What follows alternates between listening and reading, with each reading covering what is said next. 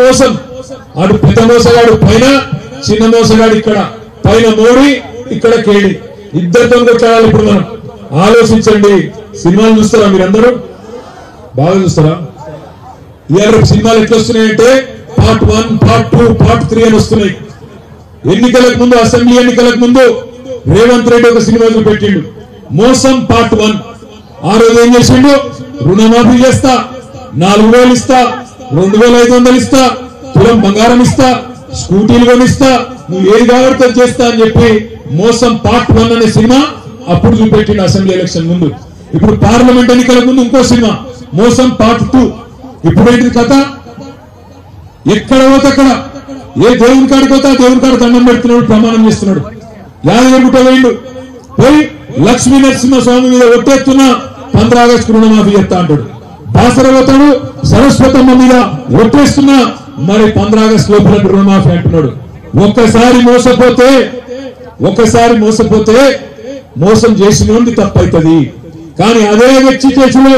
రెండోసారి మోసపోతే మన తప్పైతుంది యాది పెట్టుకోండి ఆగం కాకండి మోసం పార్ట్ 1 పార్ట్ 2 రెండు మీ కళ్ళ ముంగట్నే ఉన్నాయి 100 రోజుల మోసం మీ ముంగట్నే ఉన్నది 10 ఏళ్ల నిజం కూడా మీ ముంగట్నే ఉన్నది ఇలా ప్రతిరోజు ప్రతి గ్రామంలో కేసీఆర్ గారిని ప్రజలు తలుసుకుంటున్నారు హైదరాబాద్ లోనైతే 16కి 16 సీట్లు గెలిపించారు బ్రహ్మాండమైన ఫలితం ఇచ్చి మన ఎమ్మెల్యేలు వివేక్ గారు గాని కృష్ణారావు గారు గాని సుధీర్ రెడ్డి గారు గాని లక్ష్మారెడ్డి గారు గాని మరి రాజశేఖర్ రెడ్డి గారు గాని మల్లారెడ్డి గారు గాని అందరినీ గెలిపించారు కంటోన్మెంట్ లో లాస్య నందిత గారిని కూడా గెలిపించారు మల్కాజ్గిరి పార్లమెంట్ పరిధిలో 7కి గెలిపించారు మిత్రులారా ఒక్కసారి ఆలోచించమని కోరుతా ఉన్నా ఇవాళ ఈ 7 ఏళ్లలో ఈ 10 ఏళ్లలో భారతీయ జనతా పార్టీ ఇవాళ వచ్చి ఓట్లు అడుగుతున్నది ఏం చేసింది భారతీయ జనతా పార్టీ మన మల్కాజ్గిరికి మన తెలంగాణకు ఆలోచించమని చెప్పి నేను కోరుతా ఉన్నా మనం కట్టిన ఫ్లైఓవర్లు హైదరాబాద్ మహానగరంలో 35-36 ఫ్లైఓవర్లు కట్టినారు 10 ఏళ్లలో ఒక్కటి తీసుకున్నారు వాళ్ళు 2 తీసుకున్నారు సారీ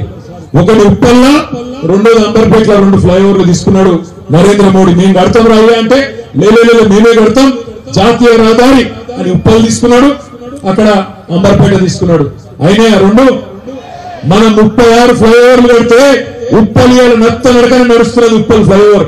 సిగ్గుండాల మరి బీజేపీ కొట్టేస్తానికి ఎవరికన్నా దీన్ని 35 కేసీఆర్ కట్టినప్పుడు ఒక్కటి కూడా కట్టలేని నరేంద్ర మోడీకి ఓటేద్దామా మనం ఇవాళ ఇక్కడికి వస్తుంటే శామరిపేటకు హైదరాబాద్ లో ఆడికెళ్ళి జూబ్లీ బస్ స్టాండ్ కాడికెళ్ళి ఇక్కడ తుమ్ముకుంట దాకా భయంకరమైన ట్రాఫిక్ ఉంటది ఈ ట్రాఫిక్ ఉండద్దు మేము ఆడికెళ్ళి ఇడికి ఒక స్కైవే కడతామంటే 10 ఏళ్ళు అడిగినా సహాయం చేయలే సహకరించలే రక్షణ శాఖ భూములు ఇయ్యలే ఇదే నరేంద్ర మోడీ ప్రభుత్వం అందుకే వేయాలన్నా నీ కోటు ఎందుకు వేయాలి బడే బాయిదేమో బడా మోసం 15 लाख डाल देता ఉన్నాడు ఇచ్చింది ఆగల కన్నా 15 लाख అయ్యిందా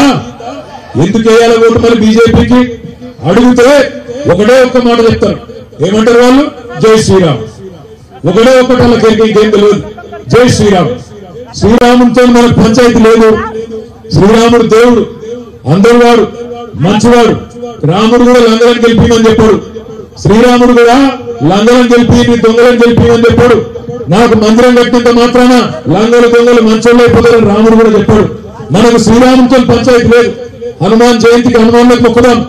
శ్రీరామనవమి రోజు శ్రీరాముడికి మొక్కుదాం కానీ తెలంగాణకు గుడ్డ పైసా పనిచేయని బీజేపీ మాత్రం ఓట్లతోనే తొక్కుదాం ఓట్లతోనే ఓడగొట్టి బుద్ధి చెప్తాం అనే మాట నేను మీకు విజ్ఞప్తి చేస్తా ఉన్నా మనం కట్టలేదా గుడి యాదగిరిగుట్ట మనం కట్టలేదా అయినంత మాత్రాన దేవుడిని అడ్డం పెట్టుకొని రాజకీయం చేసినామా ఇలా చేసిన పని లేదు కాబట్టి చెప్పుకున్నతో ఏం దిక్కు లేదు కాబట్టి ఇవాళ ఓట్ల కోసం దేవుళ్ళని అడ్డం పెట్టుకొని రాజకీయం నేను ఆలోచించమని కోరుతా ఉన్నా మిమ్మల్ని దయచేసి మోడీ గారి ప్రభుత్వం ముఖ్యంగా మా ఆడబిడ్డలు ఒక్కసారి జాగ్రత్తగా ఆలోచించండి ఆగం కాకండి దేవుని పటం ఇంటికి పంపంగానే అక్షింతలు ఇంటికి పంపంగానే ఆగం కాకండి మోడీ గారు అక్షింతలు పంపండి మనకు కానీ కేసీఆర్ గారు మొత్తం తెలంగాణ నుంచి ఉత్పత్తి అయిన వరిని ఇక్కడి బియ్యాన్ని 3.5 కోట్ల టన్నుల బియ్యాన్ని దేశం మొత్తం పంపింది మన నాయకుడు కేసీఆర్ గారు మాట నుంచి గుర్తు చేస్తా ఉన్నా సెంటిమెంట్ లో ఓడిపోతుంది ఎందుకంటే మీకు తెలియాలి మోడీ వచ్చినాడు ఈ దేశంలో సిలిండర్ ధర ఎంత 400 ఇవాళ ఎంత 1200 400 1200 చేసినందుకు వేయాలన్నా మోడీకి ఓటు. మోడీ వచ్చినాడు ఒక్క ముచ్చట మనసుకి ఎక్కించుకోండి దయచేసి. మోడీ వచ్చినాడు భారతదేశంలో 2014లో ఆనాడు మన దగ్గర గ్యాస్ డీజిల్ పెట్రోల్ డీజిల్ దొరకదు మన దేశంలో, బయటికి వెళ్ళి తెచ్చుకోవాలంటే క్రూడ్ ఆయిల్ అని దొరుకుతుంది. క్రూడ్ ఆయిల్ తెచ్చుకోవాలి, ముడి చెమురు అంటారు దాన్ని. ముడి చెమురు మార్కెట్ లో బయట గల్ఫ్ దేశాలలో దొరుకుతుంది. ఆడ మోడీ వచ్చినాడు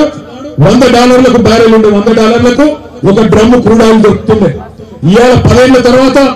ఒక డ్రమ్ము బ్యారెల్, ఒక బ్యారెల్ క్రూడ్ ఆయిల్ ముడి చమురు $100 వెళ్ళి $84 తగ్గింది,